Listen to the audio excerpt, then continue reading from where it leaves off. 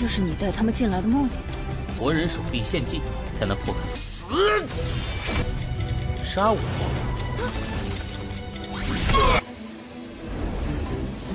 但杂质颇多，但如今提升实力，迫在眉。不好，总误伤他。好了，不是我说你。他刚才说他可以吗？对不起，果然还是不。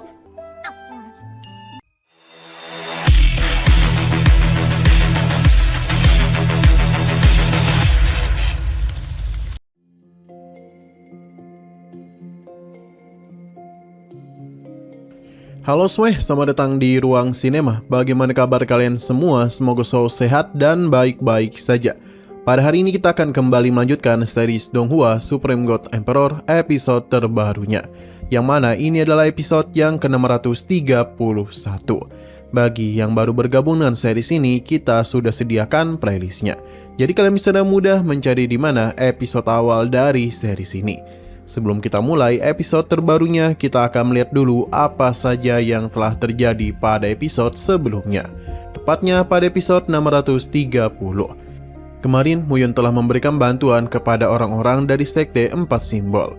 Muyun bisa mudah mengalahkan siluman ular yang setengah mati mereka hadapi.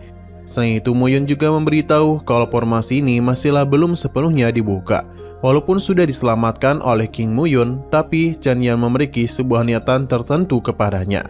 Sesampainya di dalam sana, ada sebuah formasi yang mana hal itu merupakan ciptaan dari senior pertama Muyun. Ia pun masuk ke dalam alam bawah sadarnya, di mana Lu Xingfeng memberitahu kalau ia sudah menyiapkan hadiah untuk Muyun. Setelah semua itu, Muyun meminta mereka masing-masing orang mengambil satu harta saja. Tapi Chen Yan yang rakus tidak mau dan langsung saja membentuk formasi demi bisa menjebak Muyun. Sebenarnya Julie tidak mau, tapi ketiga seniornya teruslah memaksa dirinya. Sementara itu, larangan yang sebelumnya Muyun berikan telah berefek kepada Beifang. Sekarang kita akan melanjutkan episode terbarunya. Beifang yang sangat kesal meyakini kalau Muyun telah melakukan sesuatu untuk bisa menjebak mereka. Tangannya bahkan tak bisa digerakkan. Namun mereka diingatkan kalau saat ini Muyun tengah berada dalam formasi. Jadi bagaimana bisa mereka melakukan sesuatu? Chen Yan tidaklah percaya dan meminta untuk segera membebaskan adiknya. Karena jika tidak, Chen Yan akan menghabisi Muyun. Sayang sekali dia sudah berbuat kesalahan. Pasalnya dalam satu kali tatapan saja, tangan Beifang seketika saja terlepas. Chen Yan meminta Beifang mengambil tangannya itu. Namun Muyun segera menyimpannya. Gadis ini pun akhirnya sadar kalau Muyun memang sengaja membawa mereka masuk kemari. Sebenarnya tangan kiri Jian Wuku sudah sepenuhnya menyatu dengan energi air di tempat ini. Jadi Muyun membutuhkan lengan manusia hidup sebagai tumbal untuk bisa memecahkan segel tersebut. Chen Yan tentu saja marah karena Muyun telah berani melukai adiknya. Serangan langsung saja mereka lakukan untuk bisa menekannya. Tapi dengan kemampuan yang mereka miliki, semua itu bukanlah apa-apa. Dalam satu kali hentakan kaki saja, formasi tersebut seketika saja hancur. Chen Yan tidak pernah menduga peri emas tingkat 1 bisa menggunakan formasi tertinggi Pavilion 4 simbol. Muyun mengakui kalau formasi ini memang hebat, tapi yang menggunakannya adalah orang-orang lemah. 就是你带他们进来的目的。佛人手臂献祭，才能破开。死！杀我！ Mereka pun bergegas pergi melarikan diri. Muyun tidaklah mau mengejar, sedangkan Julie malah tertinggal di sini. Ia pun bingung mengapa malah dia yang menjadi anak permilion dan bukan kakaknya saja.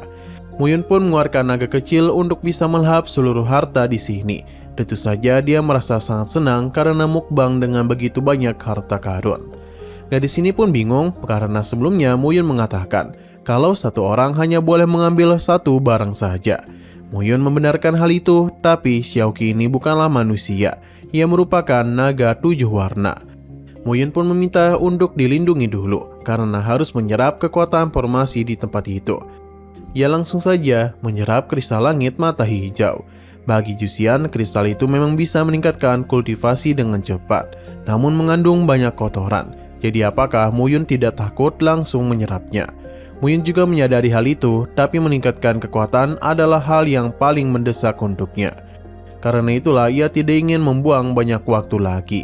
Sementara itu gadis ini bingung mengapa Julie tidak pergi mencari para seniornya. Julie merasa kalau ia tidaklah berguna dan malah akan membuat mereka terluka. Gadis ini memintanya untuk tidak berpikiran seperti itu, karena dia ini harus lebih percaya diri. Namun Julie itu malah membandingkan boba mereka yang malah membuatnya tidak percaya lagi. Xiaoqi pun menganggap kalau percaya diri itu sangatlah mudah, karena ayahnya pernah berkata kalau orang yang bahagia pasti percaya diri. 但杂质颇多， 但如今提升实力迫在眉。 不好，总误伤他。好了，不是我说你。 Julie tidak menduga kalau Munyu itu sudah memiliki anak perempuan. Bagi Xiaoqi, makan banyak merupakan kebahagiaan terbesarnya. Jadi dia pun meminta Julie untuk memakan harta ini juga. Kapak ini layaknya keripik pisang yang bisa dia cemili. Xiaoqi pun mengajaknya untuk ikut pergi bersama mereka saja. Dan begitu dia pasti bahagia. Sayangnya Julie ini masihlah kurang percaya diri. Ia takut malah akan menjadi beban untuk mereka. Sesaat kemudian ledakan kekuatan pun dipancarkan oleh Muyun. Pasalnya dia telah berhasil mengalami penerobosan dan sudah menjadi peri emas tingkat 2. Mereka memberikan selamat atas kenaikan Muyun. Sedangkan Xiaoqi meminta Muyun untuk mengajak Julie pergi bersama mereka. Julie sebenarnya agak takut meminta izin. Namun Muyun tidaklah mempermasalahkan hal tersebut dan mengizinkannya untuk pergi bersama. Hal ini tentu saja membuat Julie menjadi sangat senang. Setelah semua itu mereka pun pergi keluar karena harus mencari kaki kiri dan tangan kanan lagi. 他刚才说他可以吗？不起，果然还是不。 Berhubung Muyun sudah ditemani oleh wanita cantik lainnya, maka gadis ini pun merasa lega. Tapi dia ini harus kembali menemui ketua sektenya, karena sudah cukup lama berpisah. Muyun tidaklah mempermasalahkan hal tersebut dan membiarkannya pergi. Namun sesuatu yang aneh telah terjadi kepada Muyun yang membuat kekuatannya menurun ke peri sejati tingkat 9. Ia bingung mengapa kekuatan elemen tiba-tiba lenyap begitu saja. Yuxian sudah mengatakan kalau kristal langit mata hijau sangatlah kotor dan butuh waktu untuk dibersihkan dulu. Ranah yang dipaksa untuk naik tidak akan stabil. Julie sadar kalau Muyun telah keracunan, jadi dia itu bersedia untuk menghisap hal itu sampai keluar. Muyun menenangkannya karena semuanya baik-baik saja. Berhubung Muyun sedang tak baik, Julie berjanji akan melindunginya. Tapi saat jugalah ada Hiseng peri emas tingkat 2 yang meminta bantuan kepada mereka. Hiseng itu berasal dari sekte Limbo. Ia harap mereka bisa menyelamatkannya karena saat ini dirinya tengah dikejar oleh gerombolan monster. Julie dan sigap melindungi mereka. Tutup peti mati dia gunakan untuk menyerang kawanan monster itu. Kekuatan yang Julie miliki ini ternyata tidaklah main-main. 你怎么了？的境界怎么会？我会保护你的。哪里来的妖魔鬼怪？他的力气。 Nah, sekali lagi seru-serunya, episodenya pun harus bersambung dulu. Tapi sebelum kita akhiri, seperti biasa kita akan melihat preview bagian selanjutnya. Di sini Muyun bersama yang lainnya harus menghadapi seseorang yang sudah dikendalikan oleh kaki Jian Huzuang. Hiseng menyarankan Muyun agar tidak bersikap lembut lagi karena sosok ini telah memiliki kekuatan yang mengerikan. Muyun menenangkannya, pasalnya dia ini sudah memiliki rencana untuk mengalahkannya. Xiaoqi dan juga Jia sudah Muyun keluarkan. Selain itu, ia juga membutuhkan bantuan dari Julie, di mana mereka akan membentuk formasi 4 simbol untuk bisa mengurungnya. 这还不是温存的时候。子牙对位，朱莉离位。 Oke, sekian dulu pada video kali ini. Untuk video selanjutnya akan segera hadir. Jadi bagi kalian yang ingin mengikuti series ini, langsung saja klik subscribe dan aktifkan loncengnya. Terima kasih yang sudah menonton video sampai habis. Jika kalian suka pada video ini, klik like dan share ke teman-teman kalian tentang channel ini. Dan ditunggu aja kelanjutannya. Oke, sampai jumpa di video selanjutnya.